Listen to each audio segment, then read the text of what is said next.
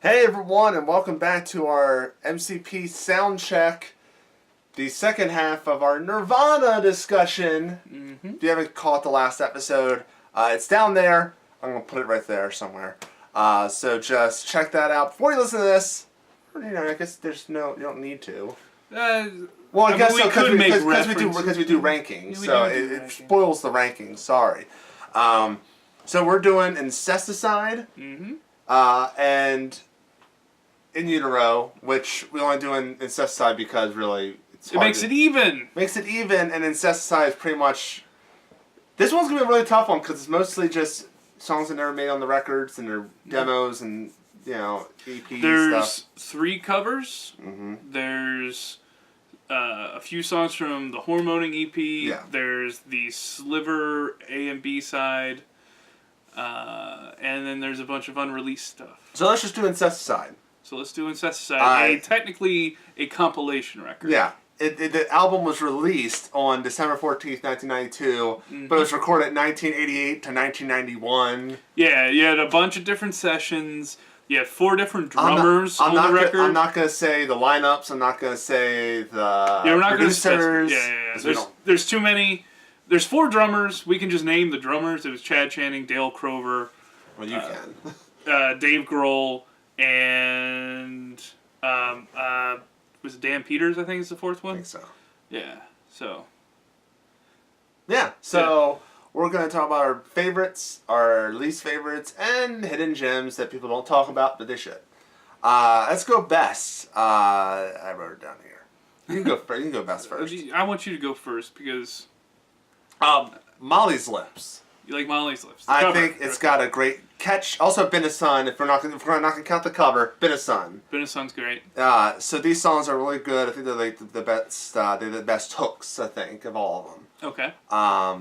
It's hard to judge this album because they're all different tones. Like you have stuff from like it's very scatterbrained. You have like blue stuff, and you have like more of like pop, and then more of like the darker stuff near the end. Like it's kind of a journey of their not hits. Oh yeah. Yeah. So yeah, Been a Sun. I'm just going to go Been a Sun because Molly's Lips is obvious. The cover and it's a great song, right? So Been a Sun is my favorite. Okay. Cool. I'll pick a cover and a non-cover. Sure. I like Turnaround by Devo that they cover on here. That's a great song. And my favorite one, which is a weird one, is Mexican Seafood. Okay. It's a good old-fashioned, you don't have no idea what the fuck Kurt's saying. Yeah.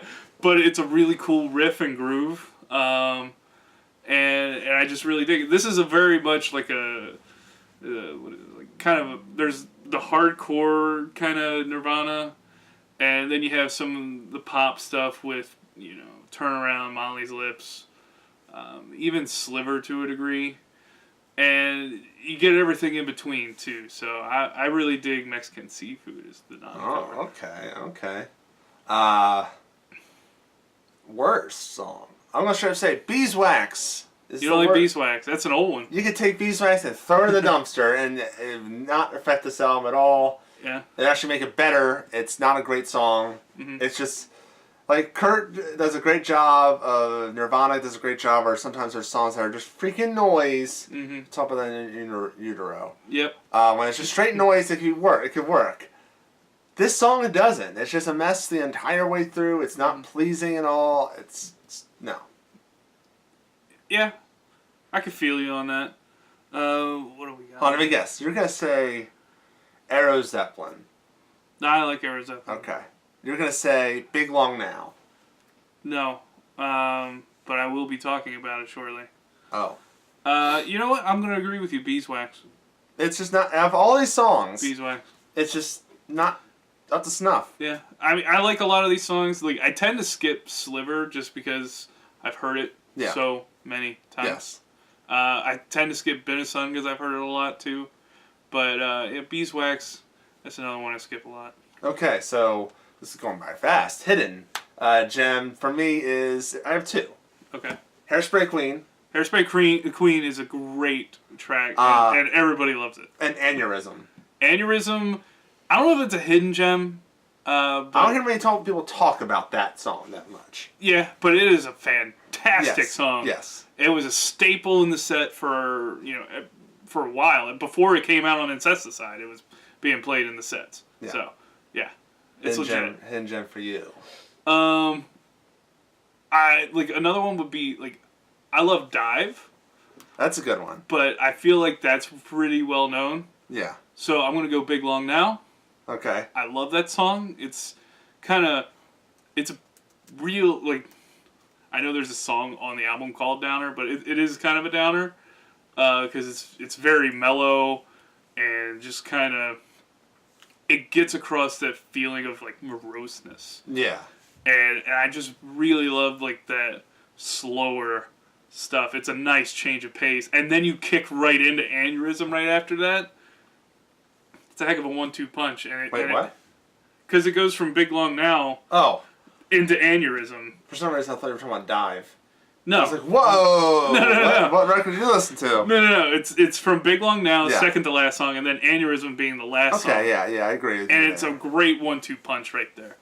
And Big Long Now is another one of the old tracks. Back in their basement rehearsal days. Yeah.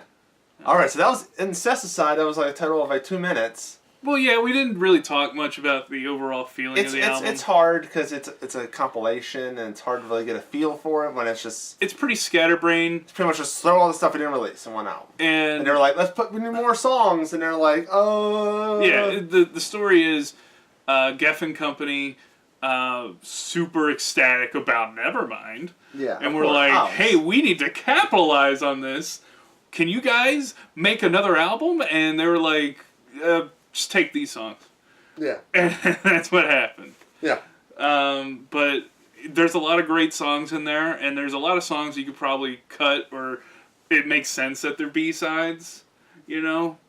So, it is what it is. It's got a really interesting album cover, which was an actual painting Kurt did. Yeah. It may be one of my favorite album covers they did. Really? It feels more like it was like actually made by them. It was. Yeah, that's what I'm saying. Like, Nevermind didn't look like it was made by them. Bleach, obviously it's them, but somebody took. It looked like they just put a filter on it. That's it, and then they did. Yeah, and then Utero looks like a professional artist made it. This one, Kurt made it. It's very scatterbrained. I'm not sure. Kurt might have made the In Utero cover too, but I'm not 100%. But this one, I don't know. This one, I feel like describes the album. It's very scatterbrained, very just bare bones. Yeah, bare bones, insane, kind of like frantic. That's what that painting looks like. So yeah. Yep, and you gotta give props to the cover game. Yeah. Because they did 2 Vaseline songs, which was Molly's Lips and Son of a Gun. Son of a Gun, which is a great song. Turnaround being the Devo song, and you just don't expect to hear them that way. And they're big fans of the Vaselines because they're also known for playing Jesus Don't Want Me for a Sunbeam a lot in their sets, which I don't know if that was written by the Vaselines. I think it was, but I know it was put out by them. Yeah. So they always do like really interesting versions of covers. What was that? Yeah, so let's go move on to In Utero, their final studio album. The finale. The finale, released September 21st, 1993. Yep. Produced by Steve Albini. Of Big Black. And Scott Litt. Oh yeah, Scott Litt was there too. Yeah. He was Steve Albini was the main producer in the beginning. This album is the anti-Nevermind. Yeah, both Incesticide and In Utero kind of have that feeling of Kurt pushing back. And In Utero, based on the first tracks, like the first track in Nevermind is Smells Like Teen Spirit. Yeah. And then this one is, I believe it's Serve the Servants. Serve the Servants. Which the total is not a big hit at all. Serve the Servants is it's a really good song, I think. Yeah, but it's not like, it's not Smells Like Teen Spirit. I started off. I think it's very much indicative of how he's feeling at the time, and kind of, this is very much a reactionary record to the success that they've had. Yeah. And him trying to push back and not give people what they want, but him to kind of express kind of his frustration. And then you can tell with several of the songs on here. Yeah. Yeah. There was actually a song that was controversial. That it was originally one song that was like, "I hate myself and want to die." Yes. And they were like, "You can't do that." And it was that was the song title. Well, I don't know which one was it. Nevermind, or was it this? That was the original name was supposed to be verse, chorus, verse. Verse, chorus, verse is a song. But originally that was like gonna be like an album title. I don't think so. Oh, okay, maybe I'm wrong. This one was originally supposed to be called "I Hate Myself and I Want to Die," but there was also a song called "I Hate Myself and I Want to Die." Okay, well, there's a lot of which songs was also here. called I think that one was also "Moist Vagina" at one point. They like to change the song titles. This is just a very raw. I feel like Kurt wanted to go away from the studio sound and polished sound and go back to what rawness. When you look at this producer, you can tell. Yeah. Because you have Butch Vig on the first record. I mean, he's got real, like, kind of raw credit. Like, he's with Garbage. Yeah. But it's much more of a polished record. Steve Albini's very big into analog and the band playing all at once, capturing a live sound. And that's what you get. Yeah, it's not perfect. Nevermind is like the hits. This one is a very hit and miss album. Yeah. It's very... And some songs I think it's by design, too, man. Like Radio Friendly Unit Shifter. Yeah. Could live without that one. Yeah, there's a few of them. But I get it. Mm-hmm. But yeah, let's go through our best songs. My best, I think, is the best song on the entire album. It's one of their best songs ever. All Apologies. That's a great song. Yeah. That's mine. I mean, you can say about Heart Shaped Box and all that stuff like that, but... Heart Shaped Box is another great one. Yeah, All Apologies has a great tone, especially when they did MTV Unplugged. Yes. Great. It's a great performance. And then when it kicks in, awesome. In the interest of being different, I think I'm going to pick Penny Royalty. That's a good one, too. Because that's another great song. Yeah. I mean, there's not much else you could say. Yeah. They both had great performances at Unplugged, and it's a very... A lot of these songs are super, super emotionally charged. And those are two of the biggest ones. And one song that's very... it was close, but one song that's very... I feel like it's kind of like instrumentally the sequel to Smells Like Teen Spirit is Rape Me. Because instrumentally has the same kind of structure a little bit. Yeah. Like the clean guitar start, it has a similar kind of riff pattern, and it kicks in. Yeah, I can see that. Yeah. But it's it's a different song, but I feel like if there was a spiritual successor to Smells Like Teen Spirit instrumentally, it's this one. Yeah. I may be completely wrong about that. Yeah. Anyway. Well, I got you. Worst song, and between two. I feel like you're going to pick the second song on the album. It was either Serve the Servants or Scentless Apprentice. Scentless Apprentice was my pick because... Yeah, you hated that song. You told me that song 2 weeks ago. That song is so... It's nothing. It's just nothing. It's not terrible. It's not good either. It's just nothing. And I think that's worse than being bad. Sure. I disagree, but okay. That's just my opinion, what's yours? man. And I want to guess yours. Is it Very Ape? No, I enjoy Very Ape and Milk It. Is it Frances Farmer Will Have Her Revenge on Seattle? It'll be that one. Really? That's a really forgettable one for me, and I always end up skipping it when I listen to the record on my own time. It's just I don't even remember how the song goes. I really don't. Honestly, I don't either. I like the long album. I like the long song title. I think that's really fun, but I couldn't. It's a forgettable song. My hidden gem, Dumb. Is it really hidden? I don't hear many people talk about it.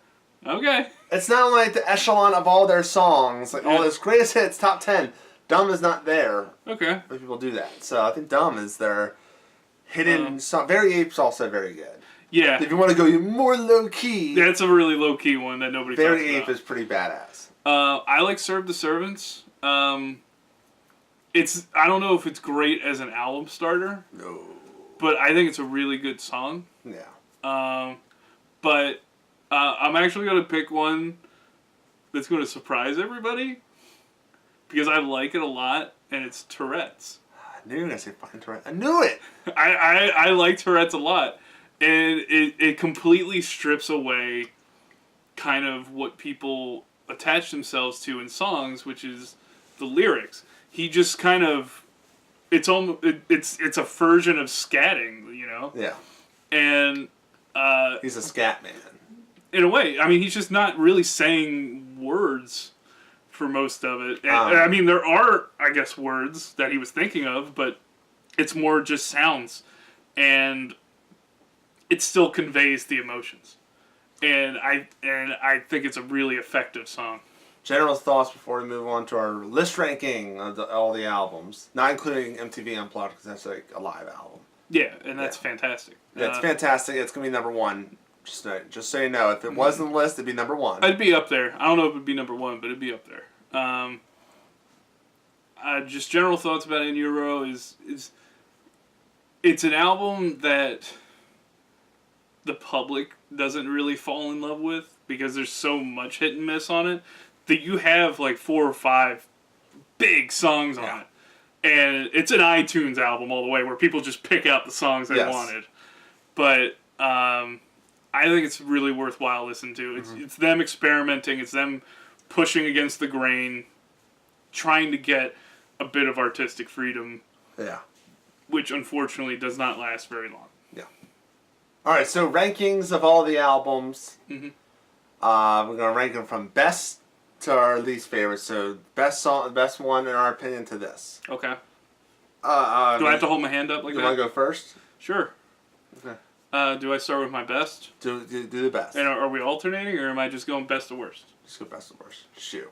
Nevermind, Bleach, Incesticide, In Utero. Mine's close to that. Okay. Nevermind, Bleach, In Utero, Oh yeah. Incesticide. And that's really weird to me. I feel like the hits on... Now, sure, I'm sure In Utero does not have the greatest songs, but they also have amazing songs on it. While the other ones are... Incesticide, there's probably like 2 classics that you could put on like a greatest hits album, and be like, those are the ones. In Utero has, gonna say, like, Heart-Shaped Box, Rape Me, Dumb, Penny Royalty, All Apologies. So you favor the roller coaster rather than the one that kind of stays in the middle. Honestly, the roller coaster makes me appreciate the better songs. Okay, that's cool. Yeah. I always, for me, Incesticide is an easier straight through listen without skipping anything. I generally don't. I'm glad that Bleach is up there, though. I'm glad that we both agree that Bleach almost was number 1 for me as my favorite. Because that is that's a very overlooked and a very fantastic album. Yeah. For one that only has 1 hit on it. Yes. Technically, and all the other ones have multiple. Yeah. But it's a fantastic record. Nevermind speaks for itself, and I think objectively is the best record.